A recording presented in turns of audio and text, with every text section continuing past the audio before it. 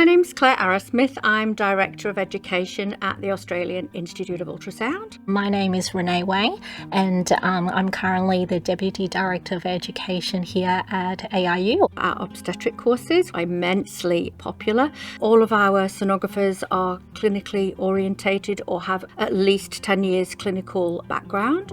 My primary focus in clinical has been obstetric training, especially high-end obstetrics. What sets AIU aside from other courses is that we always present our participants and doctors the real-life situation, so involving lots of our real-life volunteers of all gestations, early pregnancy less than 12 weeks, as well as 24 weeks gestation onwards.